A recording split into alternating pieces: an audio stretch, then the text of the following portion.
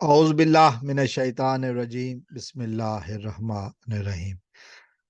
دوستو آج میں بات کروں گا ختیجہ شاہ کے حوالے سے۔ ختیجہ شاہ ایک نام، ایک فیشن کی دنیا کا بڑا نام، بیرون ملک پاکستان کو ریپرزینٹ کرنے والی ایک برانڈ کی اونر، سابقہ چیف آف آرمی اسٹاف کی نواسی، ایک سابق وزیر کی بیٹی۔ اس سے پہلے کہ میں بات کروں، اگر آپ نے ابھی تک میرا چینل سبسکرائب نہیں کیا تو میرے چینل کو سبسکرائب ضرور کر دیں تاکہ ہمارا آپ کا رشتہ آنے والی ویڈیوز میں بھی قائم رہے۔ تو بات ہو رہی تھی ختیجہ شاہ کی۔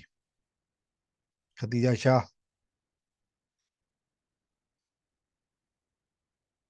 ایک بڑا نام ہے، جیسے میں نے کہا فیشن کی دنیا کا ایک بڑا نام ہے۔ ختیجہ شاہ کو اس وقت حراست میں رکھا ہوا ہے۔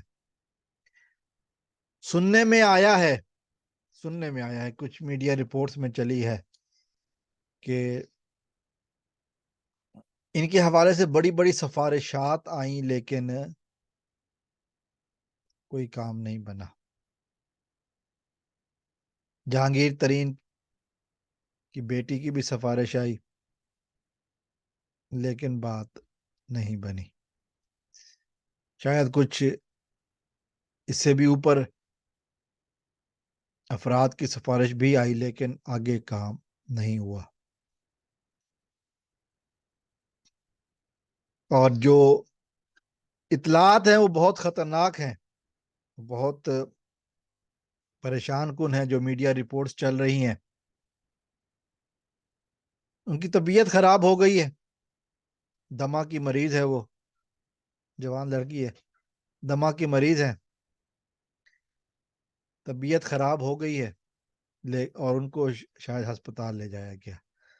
اور جو بہت سارے خدشات ظاہر کیے جا رہے ہیں ان میں سے ایک یہ بھی ہے کہ کل جو پریس کانفرنس کی آدھی رات کو رانا ثناء اللہ نے، وہ شاید بلنڈر انہوں نے ختیجہ شاہ کے ساتھ کیا۔ وہ جو اشارے کیے جا رہے تھے، اس حوالے سے صبح عمران خان کی ابھی ایک ٹویٹ آیا، لیکن جو بات کہی جا رہی ہے وہ بہت سارے افراد یہ کہہ رہے ہیں کہ شاید ختیجہ شاہ کے ساتھ کچھ غلط کر دیا گیا ہے، جس کے لیے آدھی رات کو دوائیاں کھا کر سوئے ہوئے رانا ثناء اللہ کو اٹھا کر پریس کانفرنس کروائی گئی۔ یہ بہت خطرے کی بات ہے، کیونکہ میں نے کہا نا کہ ختیجہ شاہ کوئی چھوٹا نام نہیں ہے۔ پاکستان کے حوالے سے اگر بات کی جائے تو میں نے تھوڑا سا جو ان کے بارے میں تعارف کروایا تھا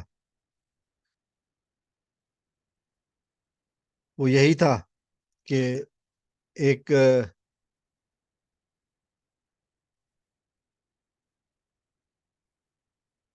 سابق چیف آف آرمی اسٹاف کی بیٹی کی نواسی ہے،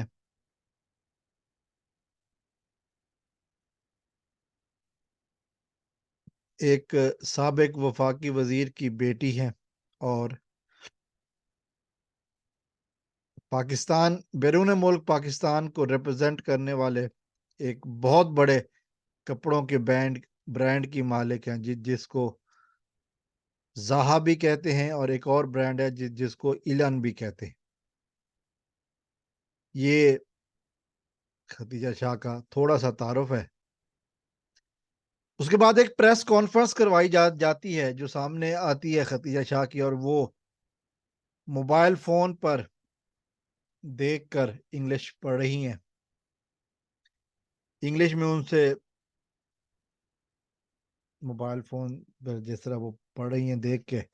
اس کے بعد موبائل فون وہ ٹیبل پر پھینک دیتی ہیں، اور اس کے بعد کے الفاظ آپ کے سامنے، اس کے بعد کے الفاظ نہیں، اس کے چہرے کے تاثرات. یہاں پر بہت ساری کوشچنیبل باتیں ہیں. جو چیز انہوں نے